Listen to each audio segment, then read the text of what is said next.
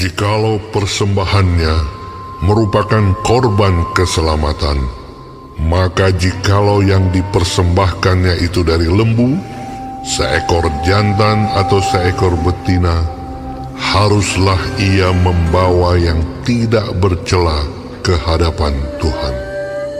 Lalu ia harus meletakkan tangannya di atas kepala persembahannya itu dan menyembelihnya di depan pintu kemah pertemuan. Lalu anak-anak Harun, imam-imam itu, haruslah menyiramkan darahnya pada mezbah sekelilingnya. Kemudian dari korban keselamatan itu, ia harus mempersembahkan lemak yang menyelubungi isi perut, dan segala lemak yang melekat pada isi perut itu sebagai korban api-apian bagi Tuhan. Dan lagi kedua buah pinggang dan lemak yang melekat padanya, yang ada pada pinggang dan umbai hati yang harus dipisahkannya beserta buah pinggang itu. Anak-anak Harun harus membakarnya di atas mezbah, yakni di atas korban bakaran yang sedang dibakar di atas api, sebagai korban api-apian yang baunya menyenangkan bagi Tuhan. Jikalau persembahannya untuk korban keselamatan bagi Tuhan adalah dari kambing domba, seekor jantan atau seekor betina, haruslah ia mempersembahkan yang tidak bercela.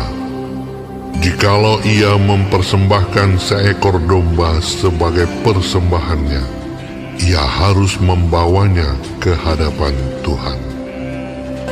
Lalu ia harus meletakkan tangannya ke atas kepala persembahannya itu dan menyembelihnya di depan kemah pertemuan.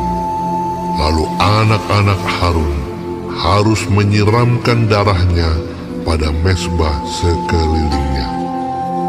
Kemudian dari korban keselamatan itu, ia harus mempersembahkan lemaknya sebagai korban api-apian bagi Tuhan, yakni segenap ekornya yang berlemak yang harus dipotong dekat pada tulang belakang, dan lemak yang menyelubungi isi perut, dan segala lemak yang melekat pada isi perut itu, dan lagi kedua buah pinggang dan lemak yang melekat padanya, yang ada pada pinggang, dan umbai hati yang harus dipisahkannya beserta buah pinggang itu.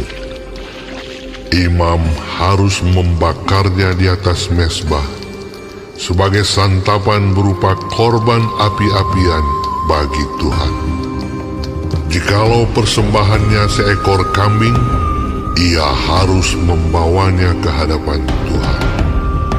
Lalu ia harus meletakkan tangannya di atas kepala kambing itu dan menyembelihnya di depan kemah pertemuan. Lalu anak-anak Harun harus menyiramkan darahnya pada mezbah sekelilingnya. Kemudian dari kambing itu, ia harus mempersembahkan lemak yang menyelubungi isi perut, dan segala lemak yang melekat pada isi perut itu sebagai persembahannya berupa korban api-apian bagi Tuhan.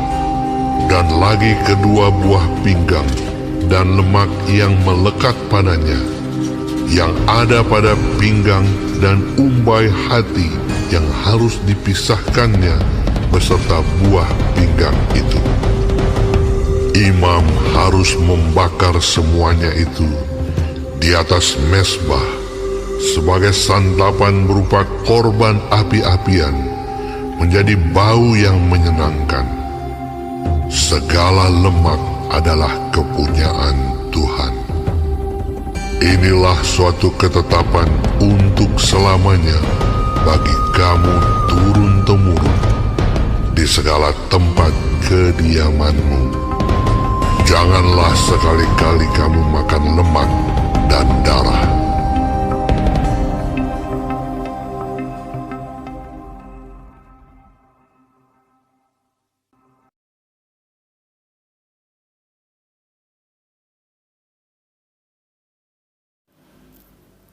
Shalom saudara-saudaraku yang kekasih di dalam Tuhan Yesus Kristus.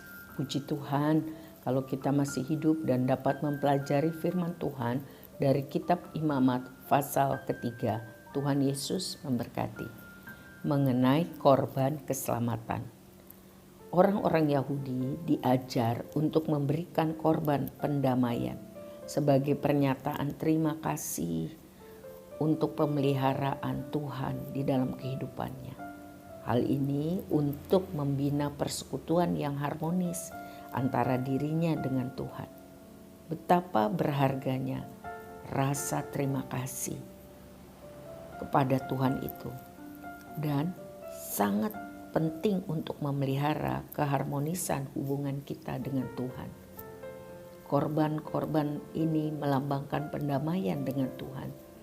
Sebagian dari persembahan korban dapat dimakan oleh orang yang mempersembahkannya. Hanya bagian lemak dan darah yang amat diperlukan untuk hidup yang dipersembahkan. Jadi ini gambaran mengenai hidup yang hanya dipersembahkan untuk dimiliki bagi kemuliaan Tuhan. Ingatlah Roma 12 ayat 1 dan 2. Karena itu saudara-saudara, demi kemurahan Allah, aku menasehatkan kamu supaya kamu mempersembahkan tubuhmu sebagai persembahan yang hidup, yang kudus dan yang berkenan kepada Allah.